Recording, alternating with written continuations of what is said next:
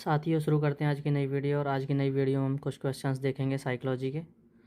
तो ये पेपर है छत्तीसगढ़ टेट का। तो देखो, साइकोलॉजी के क्वेश्चंस बहुत मिलते जुलते आते हैं, तो एस टेट में इन क्वेश्चंस में और यूपी टेट में काफ़ी हेल्प मिलेगी। तो मैं यहाँ से एक बार कराने की कोशिश करूँगा, तो बने रहिए वीडियो में। तो सबसे पहले शुरू करते हैं हम। पहला क्वेश्चन है बाल विकास और शिक्षा शास्त्र का। ठीक है। व्यक्तित्व स्थायी समायोजन है। व्यक्तित्व स्थायी समायोजन है किसका? पर्यावरण के साथ है, जीवन के साथ है, प्रकृति के साथ है, या ये सभी? तो इसका आंसर हो जाएगा ये सभी। समायोजन वह प्रक्रिया है जिसके द्वारा प्राणी अपनी मूलभूत आवश्यकताओं और इन आवश्यकताओं की पूर्ति को प्रभावित करने वाली परिस्थितियों में संतुलन रखता है। पर्यावरण, जीवन और प्रकृति के साथ समायोजन व्यक्तित्व स्थायी समायोजन का प्रमुख लक्षण है। ठीक है। तो फर्स्ट का आंसर क्या हो जाएगा? ये सभी। सेकंड क्वेश्चन की तरफ बढ़ते हैं। दूसरे वर्ष के अंत तक शिशु का शब्द भंडार कितना हो जाता है? दूसरे वर्ष के अंत तक शिशु का शब्द भंडार 100 शब्द हो जाता है। ठीक है। तीसरे क्वेश्चन को देखते हैं। संवेगों की उत्पत्ति होती है। संवेगों की उत्पत्ति किससे होती है? संवेगों की उत्पत्ति होती है मूल प्रवृत्ति से, गत्यात्मक क्रियाओं से, या पोषण से, या इनमें से कोई नहीं। तो ये होती है मूल प्रवृत्ति से।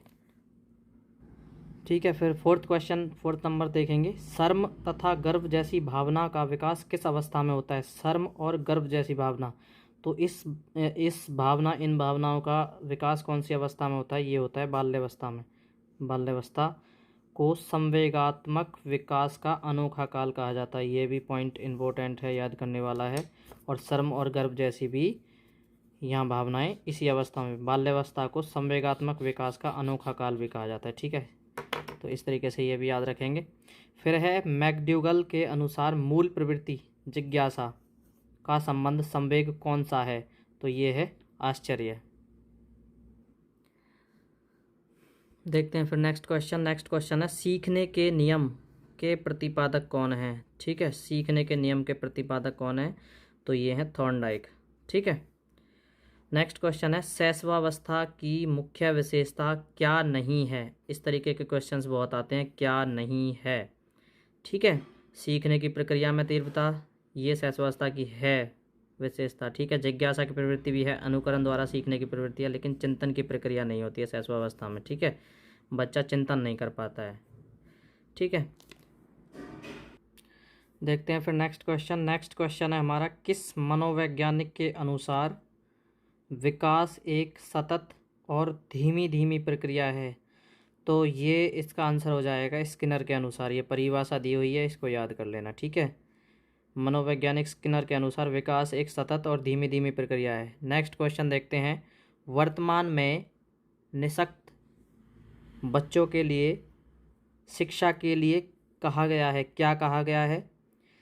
समावेशी शिक्षा के लिए कहा गया है, जो निःशक्त बच्चे होते हैं। ठीक है। राष्ट्रीय पाठ्यचर्या की रूपरेखा 2005 के अनुसार निःशक्त बच्चों के लिए समावेशी शिक्षा का प्रयोग करने के लिए कहा गया। ठीक है। नेक्स्ट क्वेश्चन है अवस्था होती है, तो ये क्या हो जाएगा? 12 वर्ष तक होनी चाहिए। ठीक है। 6 से 12 वर्ष ये होती है। ठीक है। फिर नेक्स्ट क्वेश्चन होगा हमारा, व्यक्तित्व विकास की अवस्था है। व्यक्तित्व विकास की अवस्था अधिगम और वृद्धि। ठीक है। अधिगम और वृद्धि। फिर नेक्स्ट क्वेश्चन है हमारा 12वें नंबर का क्वेश्चन, पिछड़े बालक ऐसे हैं सीखने की गति धीमी हो, वो पिछड़े होते हैं। बुद्धि लब्धि स्तर 80 से 90 हो, या मानसिक रूप से अस्वस्थ और असमायोजित व्यवहार हो। पिछड़े बालक सारी ये विशेषताएं होती हैं उनमें। ठीक है। सीखने की गति धीमी भी होती है, बुद्धि लब्धि स्तर 80 से 90 होता है, और मानसिक रूप से अस्वस्थ और असमायोजित व्यवहार होता है। ठीक है उनका। नेक्स्ट क्वेश्चन देखते हैं। विकास में वृद्धि से तात्पर्य है, विकास में वृद्धि से तात्पर्य क्या है? तो इसका आंसर होगा डी, आकार, सोच, समझ और कौशलों में वृद्धि। ठीक है। 14 नंबर पर देखते हैं। 14वां क्वेश्चन है हमारा, परिपक्वता का संबंध है। परिपक्वता का संबंध किससे होता है? परिपक्वता का विकास से होता है। ठीक है। ये ऑप्शन सही हो जाएगा। तनाव और क्रोध की अवस्था, तनाव और क्रोध की अवस्था कौन सी होती है? बी ऑप्शन सही होगा। ठीक है।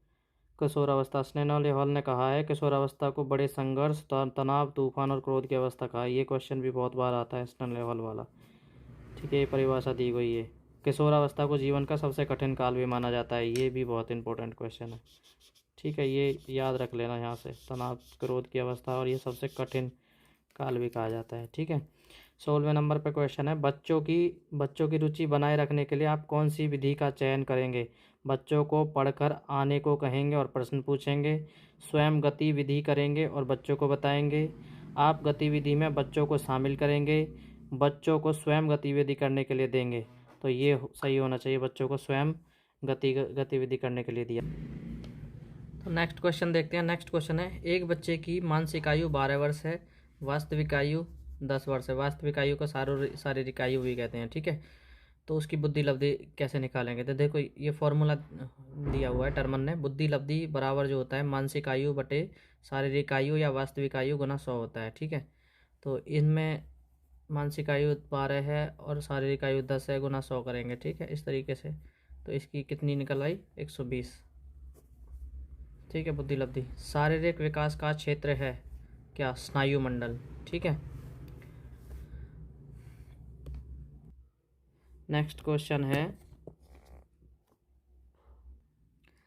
मूल्यांकन किया जाना चाहिए। मूल्यांकन से बच्चे पढ़ेंगे, पता चलता है कि बच्चों की उपलब्धि का, बच्चों के सीखने का स्तर का ज्ञान होता है, ठीक है। मूल्यांकन से क्या होता है? बच्चों के सीखने का स्तर का ज्ञान होता है, ठीक है।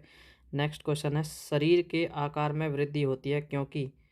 शारीरिक और गत्यात्मक विकास, ठीक है। आकार की वृद्धि का द्योतक है, ठीक है, ए ऑप्शन ठीक हो जाएगा। नेक्स्ट क्वेश्चन है हमारा, मानसिक विकास को प्रभावित करने वाले कारक हैं। मानसिक विकास को प्रभावित करने वाले कारक कौन कौन से होते हैं? वंशानुक्रम होता है, करता है, परिवार का वातावरण भी करता है, परिवार की सामाजिक स्थिति ये भी करते हैं। तो उपरोक्त सारे हो जाएंगे, ठीक है। देखते हैं फिर नेक्स्ट क्वेश्चन, किस मनोवैज्ञानिक के अनुसार सीखने का मतलब ज्ञान निर्माण करना है? तो जीन पियाजे के अनुसार सीखने का मतलब ज्ञान का निर्माण करना होता है, पियाजे के अनुसार, ठीक है। पियाजे के संज्ञानात्मक विकास सिद्धांत के अनुसार संवेदी क्रियात्मक अवस्था इंपॉर्टेंट है भाई ये, तो ये होती है जन्म से 2 वर्ष तक, ठीक है। संवेदी क्रियात्मक अवस्था, ठीक है, संवेदी क्रियात्मक अवस्था। फिर नेक्स्ट क्वेश्चन कहता है, RTE एक्ट 2009 के अनुसार प्राथमिक विद्यालयों में शिक्षकों को प्रति सप्ताह कुल कितने घंटे की योजना बनाकर काम करना चाहिए? तो उन्हें 45 घंटे एक सप्ताह में काम करना पड़ता है, ठीक है, करना चाहिए, ठीक है। नेक्स्ट क्वेश्चन क्या कहता है, शिक्षा का अधिकार अधिनियम 2009 लागू नहीं होता। तो किस पर लागू नहीं होता? 14 से 18 वर्ष की आयु के बच्चों पर, ठीक है। ये होता है 6 से 14 वर्ष की आयु के बच्चों पर, ठीक है। नेक्स्ट क्वेश्चन है, यदि आपकी कक्षा का बच्चा C को D और D को C लिखे या पढ़े तो वह कौन से रोग से पीड़ित है? तो वो डिसलेक्सिया से होता है, जो पठन विकार कहा जाता है, ठीक है, पठन विकार से समझ, तो डिसलेक्सिया हो जाएगा। देखते हैं फिर नेक्स्ट क्वेश्चन। नेक्स्ट क्वेश्चन में क्या कहा गया है, अधिगम का व्यवहारिक सिद्धांत निम्न है। कौन सा है अधिगम का व्यवहारिक सिद्धांत? तो ये है संबंध प्रतिक्रिया का सिद्धांत, स्किनर का क्रिया प्रसूत अधिगम सिद्धांत, ये आता है भाई। ये क्रिया प्रसूत अधिगम सिद्धांत किसने दिया? ये स्किनर का है। प्रबलन सिद्धांत, ये उपरोक्त तीनों हैं, ठीक है। इनमें से कौन पाठ्यचर्या NCF 2005 का मार्गदर्शी सिद्धांत नहीं है? तो वो कौन सा? अंग्रेजी भाषा में शिक्षा देना, ये नहीं कहा गया उसमें, ठीक है। नेक्स्ट है, सीखने की प्रोजेक्ट विधि किस अवस्था के लिए उपयोगी होती है? तो सीखने की प्रोजेक्ट विधि बाल्यावस्था के लिए भी, पूर्व बाल्यावस्था के लिए भी, किशोरावस्था के, ये तीनों के लिए सही होती है, ठीक है। फिर है, राष्ट्रीय पाठ्यचर्या की रूपरेखा 2005 दस्तावेज में भाषा के लिए निहित है क्या? राष्ट्रीय पाठ्यचर्या के NCF 2005 क्या कहता है? बहुभाषा में शिक्षा देने के लिए कहता है, ठीक है।